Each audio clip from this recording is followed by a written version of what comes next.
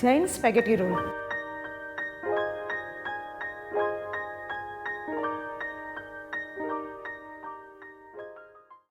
જય જિનેન્દ્ર. Welcome to Sanjeev Kapoor Khazana. હું છું અમીષા. આજે આપણે અહીંયા બનાવશું જૈન સ્પેગેટી રોલ. આ જે સ્પેગેટી રોલ છે એકદમ ઇઝી વે છે, બહુ ખાસ મહેનત પણ નથી. અને ઘરમાં અગર કિટી હોય, કોઈ ગેસ્ટ આવ્યા હોય તો તમે આની તૈયારી કરીને પહેલેથી મૂકી દો અને કોઈ મહેમાન આવે તો ફટાફટ ગરમા ગરમ સર્વ કરી શકો છો.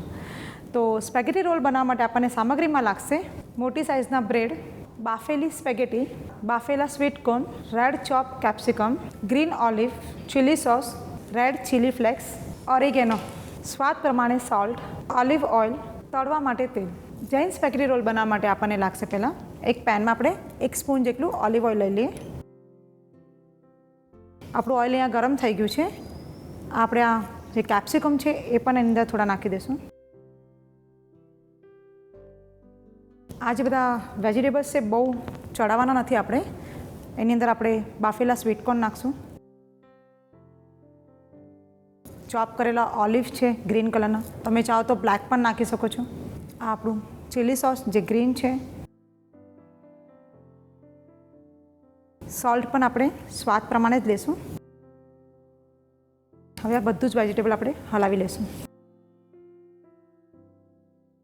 હવે આપણે આની અંદર આ જે સ્પેગેટી છે એ થોડી કટ કરીને નાખી દઈશું, કેમ કે આપણે બ્રેડની અંદર આને સ્ટફ કરવાનું છે. તો મોટી મોટી સ્પેગેટી બિલકુલ બી નહીં ચાલે.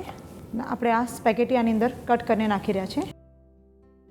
જ્યારે આપણે સ્પેગેટી બાફી રહ્યા છે તો આપણે એની અંદર ઓઇલ નથી નાખવાનું, નહીં તો સ્ટફિંગ કરવામાં પ્રોબ્લેમ થશે. આની અંદર આપણે થોડું ઓરેગેનો નાખશું, જેનાથી થોડું ફ્લેવર સરસ આવી જાય. ચીલી ફ્લેક્સ, જેનાથી થોડી તીખાશ પણ આવી જાય. જે આપણું સ્પેગેટી રોલ છે એ થોડું ખાવામાં મજેદાર લાગે. આ આપણું સ્ટફ તૈયાર થઈ ગયું છે. અગર તમને થોડું ચીલી સોસ કે કેચઅપ પણ એડ કરવું હોય રેડવાળું તો તમે એડ કરી શકો છો. આ આપણું સ્પેગેટીનું સ્ટફિંગ તૈયાર થઈ ગયું છે. એ આપણે એક બાઉલમાં કાઢી લઈશું.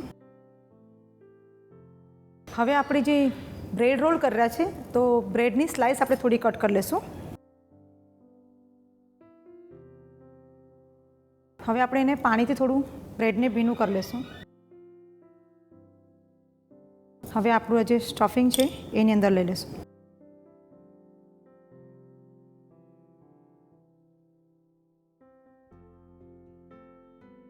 આ રીતે આપણે જે સ્પેગેટીનું જે સ્ટફિંગ તૈયાર કર્યું છે એ બ્રેડની અંદર આ રીતે બધા સ્ટફ કરીને રેડી કરી લઈએ. આ રીતે આપણા સ્પેગેટી સ્ટફ બ્રેડ તૈયાર થઈ ગયા છે અને આપણું ઓઇલ પણ અહીંયા ગરમ થઈ ગયું છે, તો આપણે એની અંદર તળી લઈશું. હવે આપણું તેલ જે ગરમ છે એમાં આ રીતે આપણે ફાસ્ટ ગેસ પર નાખશું અને ગેસને સ્લો કરીને એને હલકા હાથથી આ રીતે તળી લઈશું. આ આપણા ગોલ્ડન બ્રાઉન જેવા થઈ ગયા છે. હવે આપણે એને એક ડિશમાં કાઢી લઈશું. છે ને બનાવવામાં પણ ખૂબ જ ઇઝી છે ને આ રીતે આપણે બીજા બધા પણ સ્પેગેટી તળી લઈશું. આ આપણા સ્પેગેટી સ્ટફ બ્રેડ તૈયાર થઈ ગયા છે. હવે આપણે એને એક સરસ મજાની ડીશમાં સજાવી લઈશું.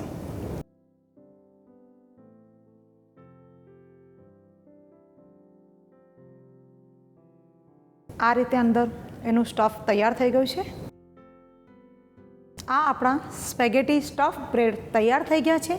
આજકાલ ઘણા લોકોને ટાઈમની ખૂબ જ કમી હોય છે અને એવા ટાઈમે આવી જ કોઈ વાનગી તમે બનાવીને સવારથી ફ્રીજમાં મૂકી દો અને કામેથી આવો અને ગરમા ગરમ તળીને ખાઓ તો ટીવીની સામે બેસીને રિલેક્સ માઇન્ડથી તમે આ બધી વાનગીઓની મજા માણી શકો છો. તો તમે પણ બનાવો આ સ્પેગેટી સ્ટફ બ્રેડ.